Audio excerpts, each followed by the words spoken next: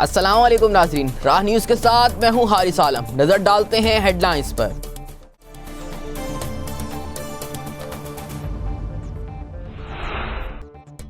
Quaid Azam university میں 16 دن بعد شروع ہونے والا تدریسی عمل احتجاج کی وجہ سے پھر معطل۔ پولیس نے احتجاج کرنے والے 70 طلباء کو گرفتار کر لیا۔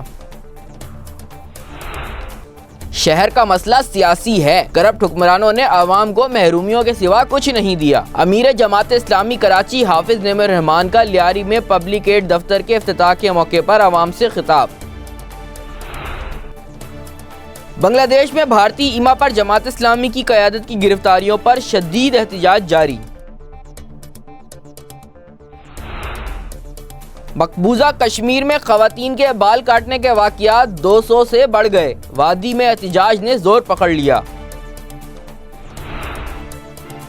اسلام آباد میں آگ کی بھٹی میں تیار کردہ پیزا کی دھوم مچ گئی، دیکھیں گے بلیٹن میں خصوصی رپورٹ۔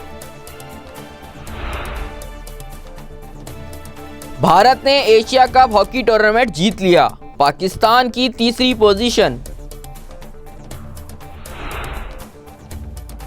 اور برطانوی الیکٹرانکس کمپنی نے ملازمت پیشہ افراد کے لیے کھانا پکانے والا روبوٹ تیار کر لیا۔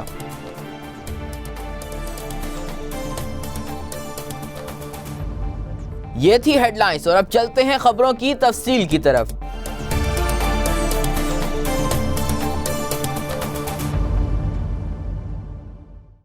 قائد اعظم یونیورسٹی میں 17 روز بعد بحال ہونے والا تدریسی عمل آج احتجاج کی وجہ سے پھر معطل ہو گیا ہے۔ اسلام آباد میں قائد اعظم یونیورسٹی میں آج صبح پھر سے احتجاج شروع ہو گیا۔ طلبہ کے گروپ نے اپنے ساتھیوں کی بحالی کے مطالبے کو تسلیم نہ کیے جانے پر احتجاج کیا اور کلاسز میں تدریسی عمل رکوا دیا۔ یونیورسٹی انتظامیہ نے پولیس کو طلب کر لیا۔ پولیس نے طلبہ کو گرفتار کرنا شروع کر دیا، جس کے بعد طلبہ منتشر ہونا شروع ہو گئے۔ پولیس نے 70 کے قریب طلبہ کو گرفتار کر کے تھانے منتقل کر دیا ہے۔ امیر جماعت اسلامی کراچی حافظ نعیم الرحمان کا کہنا ہے کہ شہر کا مسئلہ سیاسی ہے، کرپٹ حکمرانوں نے عوام کو محرومیوں کے سوا کچھ نہیں دیا۔ لیاری کے علاقے فوٹو لین میں Jamaat Islami public add committee کے دفتر کے افتتاح کے موقع پر حافظ نعیم الرحمان کا کہنا تھا کہ کرپٹ حکمرانوں نے عوام کو محرومیوں کے سوا کچھ نہیں دیا، ہمیشہ عوام کے نام پر سیاست کی، لسانیت، عصبیت اور قبیلے کی بنیاد پر لڑا کر عوام کو بنیادی سہولت سے محروم کیا۔ قبیلے اور برادری ہماری شناخت اور پہچان ہے، ہمارا فائدہ صرف اور صرف اتحاد میں ہے۔ حافظ نعیم الرحمان نے فیتہ کاٹ کر دفتر کا افتتاح کیا اور دعا بھی کی۔ بنگلہ دیش میں بھارتی ایما پر جماعت اسلامی کی قیادت کی گرفتاریوں کے خلاف شدید احتجاج کا سلسلہ جاری ہے۔ بنگلہ دیش میں جاری نام نہاد ٹرائل کے نام پر جماعت اسلامی کی قیادت کی گرفتاریوں اور ٹرائل کا سلسلہ جاری ہے۔ پچھلے دنوں جماعت اسلامی کے 9 منتخب امیر اور دیگر اعلیٰ قیادت کو گرفتار کر لیا گیا، جس کے بعد اب تک بنگلہ دیش میں احتجاج جاری ہے۔ عوام سڑکوں پر حسینہ واجد کی حکومت کی پالیسیوں کے خلاف احتجاج کر رہے ہیں۔ مقبوضہ کشمیر میں خواتین کے بال کاٹنے کے واقعات 200 سے بڑھ گئے ہیں، وادی میں احتجاج نے زور پکڑ لیا ہے۔ مقبوضہ کشمیر میں بھارتی فوج کے خواتین کو ہراساں کرنے اور ان کے بال کاٹنے کے واقعات میں تیزی آ گئی ہے۔ پچھلے 4 دنوں میں 62 خواتین کے بال کاٹ دیے گئے، اس طرح یہ تعداد 200 تک پہنچ گئی ہے، جبکہ خواتین پر تشدد اور ہراساں کرنے کے بھی 17 واقعات رپورٹ ہوئے ہیں۔ ان واقعات کے خلاف وادی میں احتجاج زور پکڑتا جا رہا ہے۔ حریت قیادت کی اپیل پر وادی میں مکمل ہڑتال ہے، جبکہ پولیس اور فوج نے رکاوٹیں لگا کر پوری وادی کو جیل بنا دیا ہے۔ اسلام آباد میں آگ کی بھٹی میں تیار کردہ پیزا کی دھوم مچ چکی ہے، آئیے دیکھتے ہیں اس حوالے سے خصوصی رپورٹ۔ رضوان صاحب، ہمارے ناظرین کو بتائیے گا کہ آپ نے یہ جو یہاں پر ایک بڑا زبردست قسم کا ایک سیٹ اپ لانچ کیا ہوا ہے، الٹیمیٹلی یہ ایک ایسا سیٹ اپ ہے جو ایٹ لیسٹ ہمیں اسلام آباد تو کیا پورے پاکستان کے اندر اس طرح کا یونیک سیٹ اپ ہمیں دیکھنے کو نہیں ملے گا۔ اس کی جو خصوصیات ہیں، جو یہ انگریڈینٹس یوز کرتے ہیں، کیا چیزیں ہیں جن کی بنیاد کے اوپر رضوان صاحب آپ کا دوسروں سے آپ کا سیٹ اپ ڈفرینٹ کیسے ہے؟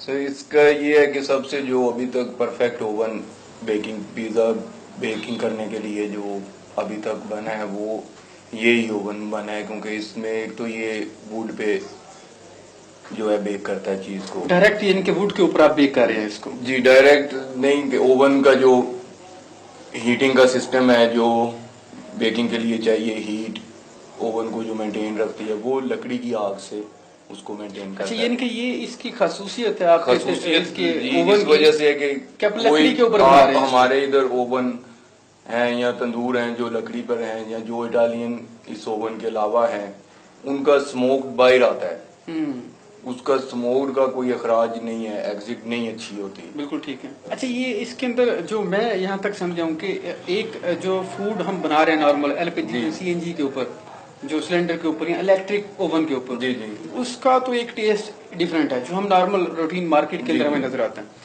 ये जो लकड़ी के ऊपर स्पेशली बन रहा है, आप देखे ना, एक चाय जो अगर डायरेक्ट लकड़ी के ऊपर बने या एक खाना जब जैसे घरों के अंदर हमारे देहातों के अंदर जो लकड़ी के ऊपर बनता है उसका टेस्ट डिफरेंट होता है। बिल्कुल। जो यहाँ पर हम अपने किचन के अंदर बना रहे होते हैं वो सीएनजी के ऊपर या हमारे इलेक्ट्रिक ओवन के अंदर, उस फूड का टेस्ट डिफरेंट होता है। क्या पिज्जा के हवाले से भी कुछ इस तरह का इसके अंदर कोई डिफरेंस है? बहुत बड़ा जो है वो अफेक्ट है इसका। एक तो हीट की पावर ज्यादा है लकड़ी की हीट की, गैस की वो पावर नहीं है। बिल्कुल ठीक। दूसरा ये है कि गैस की कार्बन अंदर रह जानी है। इसका अगर ये ओवन सही बना हो, परफेक्ट बना हो, इसका स्मोक बाहर ना है कि आपके इर्द गिर्द जो चीजें आप इंस्ट्रूमेंट यूज कर रहे हैं, जो आपका फूड यूज हो रहा है उसके ऊपर स्मोक या दीवारों पे ना आए, क्योंकि स्मोक फिर जब दीवार पे आता है तो वो फिर जाला पकड़ता है, वो फिर जो है उसके साइड इफेक्ट्स हैं। जैसे हम मेटल में तवे पे बनी हुई रोटी को डिफरेंट देखते हैं, तंदूर में हम ज्यादा लाइक करते हैं बनी हुई रोटी, फिर मट्टी वाले तंदूर में बनी हो।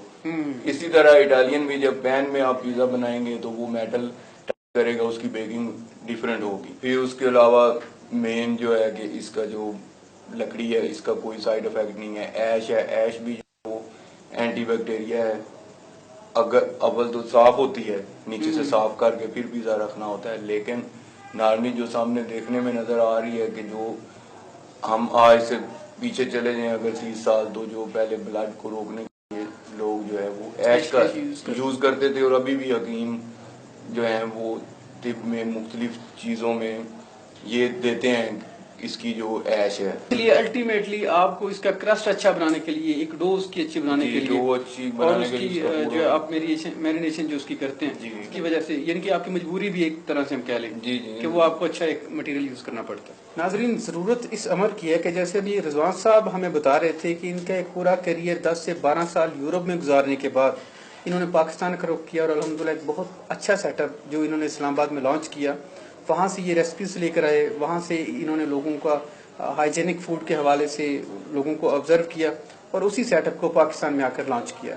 अब बात इस चीज़ को देखने की ज़रूरत है कि 20 करोड़ पाकिस्तानी और उनकी 20 करोड़ से ज़्यादा ज़रूरियात, और उन 20 करोड़ से ज़्यादा ज़रूरियात के अंदर उसी तरह का एंटरप्रेन्योरशिप। अब ये हमारे नौजवानों के ऊपर मुनहसर है कि अपनी सोसाइटी को देखें और यहाँ की ज़रूरियत पूरी करने के लिए यहाँ पर एंटरप्रेन्योरशिप के एडवेंचर लॉन्च करें, ताकि मुस्तकबिल के अंदर पाकिस्तान को हम मजबूत बुनियादों के ऊपर खड़ा कर सकें। बरतानवी इलेक्ट्रॉनिक्स कंपनी ने मुलाजमत पेशा अफराद के लिए खाना पकाने वाला खसूसी रोबोट तैयार कर लिया है।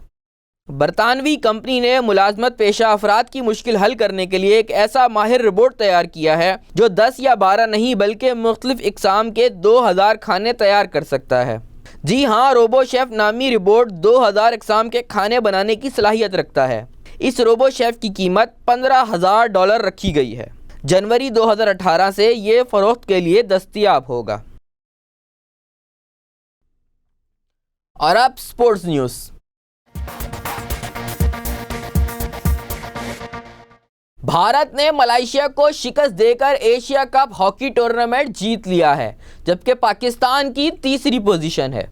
भारत ने मलेशिया को एशिया कप हॉकी के फाइनल में 4-0 से शिकस्त देकर एशिया कप हॉकी टूर्नामेंट अपने नाम कर लिया। ढाका में खेले गए फाइनल में भारत ने इब्तदा ही से मलेशिया पर बरतरी हासिल कर ली, जो मैच के आखिर तक बरकरार रही। टूर्नामेंट में मलेशिया की दूसरी जबकि पाकिस्तान ने तीसरी पोजीशन हासिल की है।